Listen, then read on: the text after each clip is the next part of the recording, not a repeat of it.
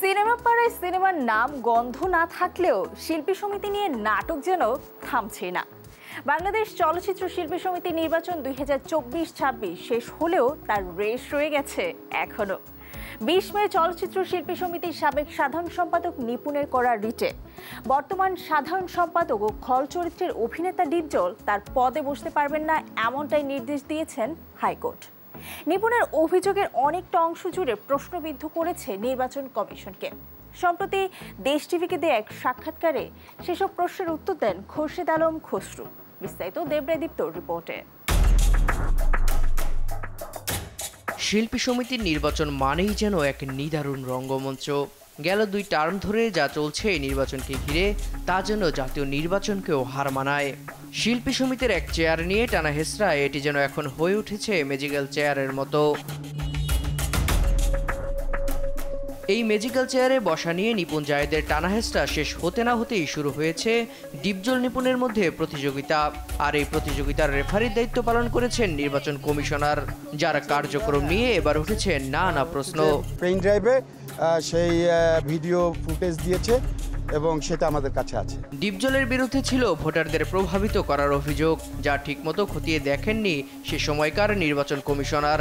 ডিপজলের বিরুদ্ধে আদালতে নিপুণের করা অভিযোগের পর এই বিষয়টি সামনে এসেছে আবারও নতুন করে। এই যখন অবস্থা, তখন সাবেক প্রধান নির্বাচন কমিশনার কি বলছেন এই বিষয়টি নিয়ে? নির্বাচনের আগের দিন আমরা একটা অভিযোগ পেয়েছিলাম, নির্বাচনের আচরণবিধি এটা ভঙ্গের একটা অভিযোগ। তো সেই অভিযোগে আমাদেরকে সেইটার হচ্ছে যে ফুটেজ আমাদের পেন ড্রাইভে দিয়েছিল। সেইটা একটা হচ্ছে অনলাইন একটা ডিজিটাল পোর্টালের একটা অংশ। তো আমরা সেইটা 6 ঘন্টার একটা নোটিশ করেছিলাম ডিপজল সাহেবকে এটা উত্তর দেওয়ার জন্য।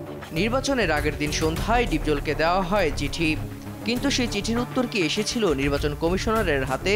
আর আসলে কি পদক্ষেপ নিয়েছিলেন নির্বাচন কমিশনার? ওই সময় যখন ওনারা দিয়েছেন তখন তো রাত্রি, তখন বাজে অনেক রাত্রি। তো সেই সময়টা আমরা ওইটার আসলে পরীক্ষা নিরীক্ষা, আমাদের তো একটা পরীক্ষা নিরীক্ষারও বিষয় আছে। তো পরীক্ষা নিরীক্ষার যে বিষয়গুলো আছে সেইগুলো আমরা পরীক্ষা নিরীক্ষা করে আমরা বলেছি ওনার উত্তরে যে ঠিক আছে, আমরা এইটা যদি দেখি যে আপনার এইটা হচ্ছে যে নির্বাচন বিধিমালা এটা লঙ্ঘন করে, তাহলে কিন্তু আপনার বিরুদ্ধে ব্যবস্থা নেওয়া হইবে। নির্বাচন কমিশনারের মতো একটি গুরুত্বপূর্ণ দায়িত্বে থেকেও দায়সারা কাজ, তার মানে তো দায়িত্বে অবহেলা হয়েছে। এমন প্রশ্নের উত্তরে খসরু সোজাসাপটা উত্তর না দিয়ে দেন ঘুরিয়ে পেঁচিয়ে উত্তর। মানে আমরা বলছি না যে আমাদের হচ্ছে যে ইয়ে হয়েছে, মানে আমরা ভুল করেছি বা আমরা মানে ইচ্ছে করে করেছি এমন কিছু বলছি না। আমাদের একটা সরল মনে আমরা সব কিছু মেনে নিয়েছিলাম, সেরকম একটা জায়গা থেকে আমরা হয়তো বা সরলতার জায়গাতে আমরা ওটা নিয়েছিলাম। নিপুণ ফুলের মালা দিয়ে বরণ করলেন নতুন কমিটিকে। সময় গড়াতেই ভুল পাল্টে নিপুণ আদালতে ডিপজলের বিরুদ্ধে করলেন রিট।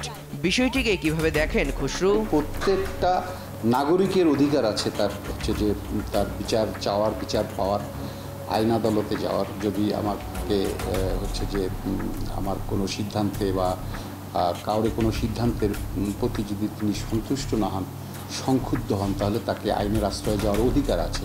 নিপুণ যে রিট করলেন সেখানে অভিযোগের তীর আসে নির্বাচন কমিশনারের উপরও।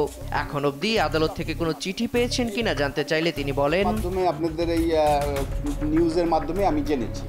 এখন পর্যন্ত আমাকে কোর্ট থেকে বলেন বা কোনো উকিল নোটিশ বা কোর্টের কোনো নোটিশ বা কিছুই এখন পর্যন্ত আসেনি। নিয়ম অনুযায়ী নতুন কমিটিকে শপথ করান প্রধান নির্বাচন কমিশনার, অথচ সেই দিন নির্বাচন কমিশনার উপস্থিত থাকা সত্ত্বেও শপথ পড়ান কাজী হায়াত। বিষয়টি জানতে চাইলে খসরু বলেন, ইমিডিয়েট পাস্ট প্রেসিডেন্ট যিনি ইলিয়াস কাঞ্চন, তিনিও পড়াতে পারেন বা নির্বাচন কমিশনও পড়াতে পারেন। এইটা কনভেনশন, এইটা কোনো নীতিমালা লাগে না। তো সেই জায়গাটাতে হচ্ছে যে আমাকে বলা হলো, আমি আসলাম, এসে আমি বসেও ছিলাম, কিন্তু সেই জায়গাটাতে আমাকে দিয়ে তারা শপথ নেয়নি। আমি তার কারণও জানি না। বিএফডিসির এই ম্যাজিক চেয়ারের খেলা খুব সহজে বন্ধ হচ্ছে না বলে মনে করছেন সিনেমা সংশ্লিষ্টরা। জায়েদ নিপুণ দ্বন্দ্বের সুরাহা হতে যেমন সময় লেগেছে, ঠিক তেমনি সময় লাগতে পারে নিপুণ ডিপজল ইস্যুতেও। তবে কি সাধারণ সম্পাদক ছাড়াই চলবে শিল্পী সমিতি? দেবরায় দীপ্ত, দেশ বিনোদন। আমার মনে হয় এই প্রশ্নের উত্তরটুকু ওনারাই দিতে পারবে।